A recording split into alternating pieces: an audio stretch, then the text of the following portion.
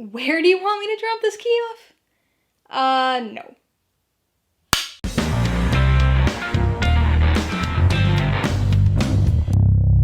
Hey everybody, welcome to Mainly Movies. To kick off the 2021 edition of my 13 Nights of Halloween series, today I'm going to be talking about the 1978 slasher film, Halloween. If you're new here, please consider subscribing for a variety of movie-related content like reviews, rank lists, and trailer reactions. All my reviews include a breakdown of the pros and cons, my rating, and some tailored film recommendations, so be sure to watch through to the end of this video for all of that extra content.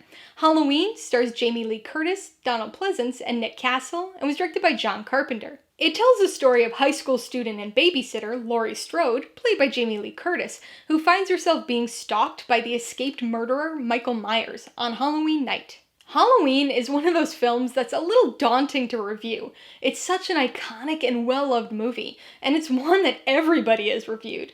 43 years after its release, I'm not sure I'm going to say anything that hasn't been said dozens of times before, but I'm excited to talk about the film nonetheless. As I just alluded to, the legacy and influence of this film is gargantuan. It wasn't the first slasher film, but it was the one that kick-started the popularity of the subgenre and established many of the tropes. With that type of legacy and horror holy grail status, it can be easy to get caught up in the hype and mass love of the film. But as with any classic, widely praised movie, it's also pretty easy to be underwhelmed, especially if you've spent years of listening to people hail it as one of the greatest horror movies of all time. Horror and the degree of scariness of something is extremely subjective. What's scary for one person could seem like nothing to the next. And for me, Halloween has never been a particularly scary film. It has some really creepy moments, but even as a kid, I never thought of it as a terrifying experience. But that's far from a bad thing. This movie is all atmosphere. It's a mood in and of itself. It's absolutely permeated by a sense of ominous foreboding, establishing this constant tension, which is hugely important for the film. There are a lot of things that contribute to that tension, but one of the biggest and perhaps broadest is the filmmaking style. By today's standards, this movie can seem very slow, and some may even find it to be a fairly dull affair. The first two acts are almost entirely setup. Much of it's suspenseful, but it's slow going. The film takes this time to build up the almost legend of Michael Myers in our minds. We get glimpses of him, but most of what we know about him at this point is told to us rather than shown, which creates this myth-like status. During this time, we're also introduced to all the other characters, and Haddonfield is established as this almost normal, idyllic small town. But even so, there's this constant uneasiness. Even before the protagonists are aware of the danger they're in, everything has this slightly unsettling quality, which is really enhanced by the cinematography. This film is full of very long takes. It creates this very deliberate and methodical pace, which ends up being really suspenseful. There are so many scenes that feel like they go on longer than they should. Characters will deliver their lines and then walk down the street, but the camera just keeps rolling, and so we start to feel uncomfortable as we continue to watch them from a distance. That almost voyeuristic quality also comes through via the camera movement.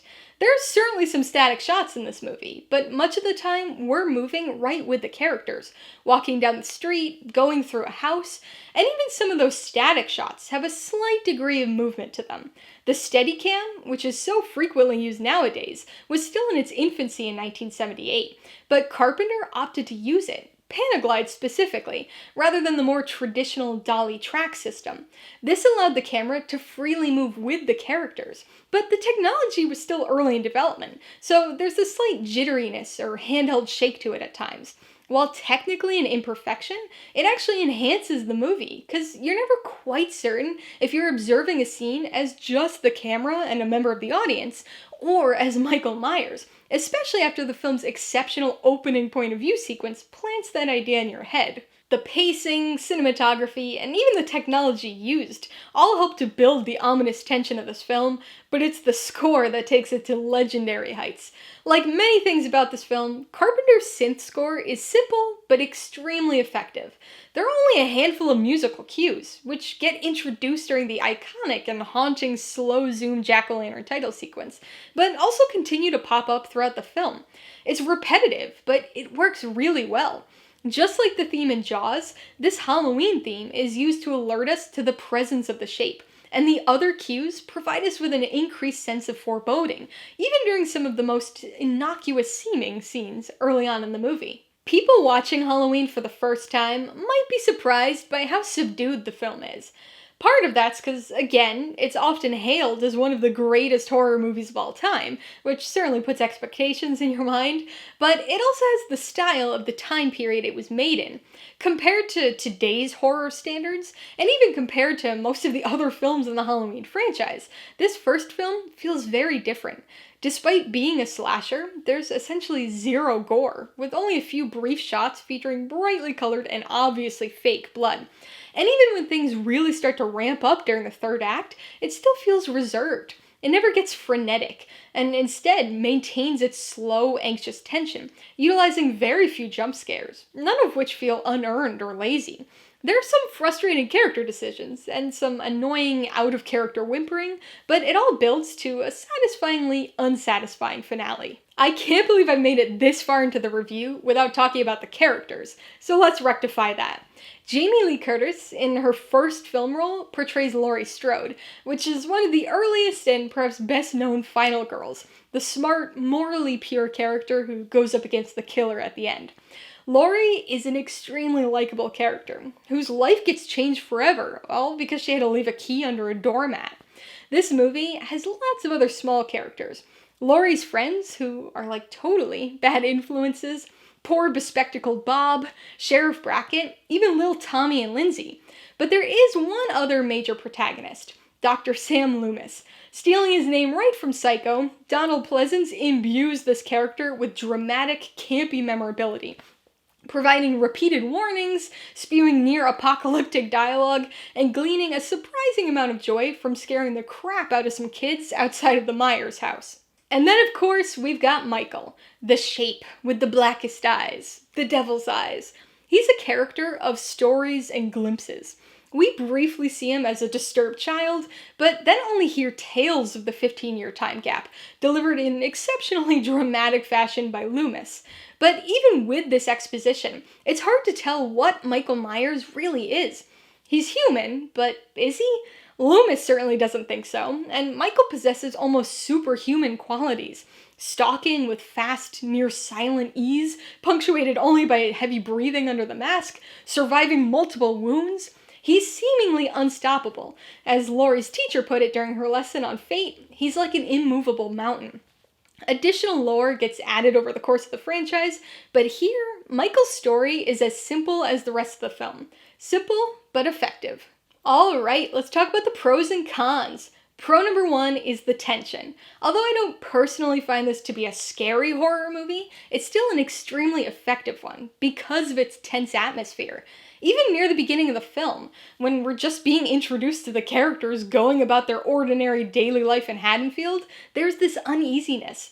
We as the audience certainly feel it, especially knowing that Michael Myers is on the way, but the characters seem to sense it too.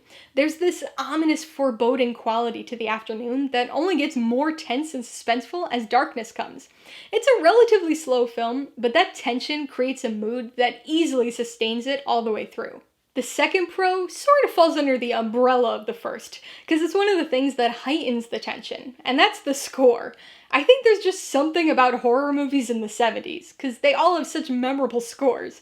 John Carpenter's synth-based theme song to Halloween is absolutely iconic, and instantly recognizable to people, even if they've never watched the film.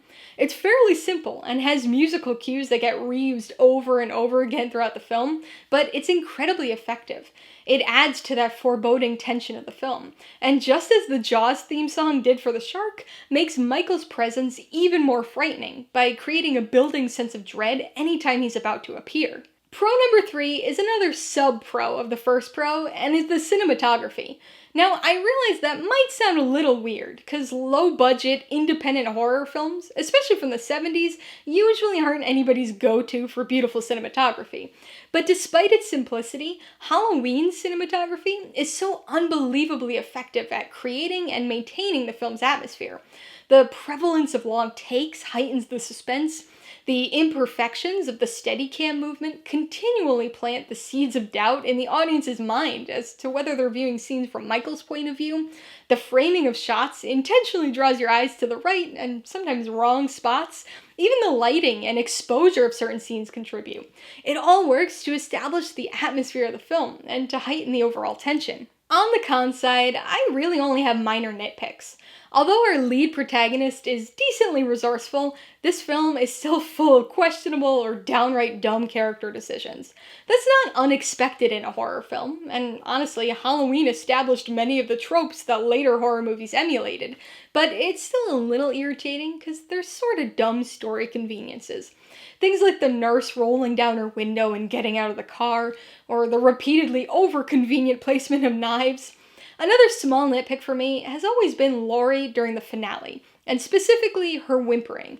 Not only is it really annoying, but it also doesn't seem like the kind of thing that a person who, without any fear, investigates an empty house after a bizarre phone call would do. Before I give you my rating and recommendations, I want to remind you that if you're interested in buying Halloween or any of the other films I mentioned today, I do have affiliate links for all of them in the description below. I get a small commission from anything you buy using one of my links, so I'd really appreciate it if you'd use them if you're in the market for any of these movies. I'm gonna give Halloween 4.5 out of 5 paws. There's a reason this film is so widely regarded as a horror classic. Although it might not pack the terrifying punch that it did back in 1978, it's still an incredibly atmospheric and tense film that's as effective as it is simple. I would recommend Halloween to almost anybody. Horror fans will obviously get the most out of this movie, but even if you're not that big on horror, I think this is a movie that everybody should watch at least once. It's incredibly effective at building up tension, and is one of the most iconic and influential horror films of the last 50 years, and maybe of all time. If you liked Halloween, I would recommend Black Christmas. Aside from the ironic holiday-based similarity, Black Christmas is one of the earliest examples of what we would now consider a slasher film. It also very clearly influenced Halloween, and utilizes some of the same filmmaking methods, including point-of-view shots from the perspective of the killer. If you really like Halloween's story and characters, you should check out Halloween 2. Although a step down, it's a direct continuation of the story that picks up right after the first film ends, and continues to follow the saga of Laurie and Michael, while also adding to the franchise's lore. And if you're interested in another John Carpenter film from the same time period, you might want to watch The Fog.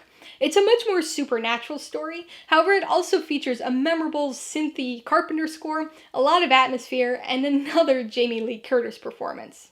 Alright, a couple questions for you guys. Number 1, have you seen Halloween?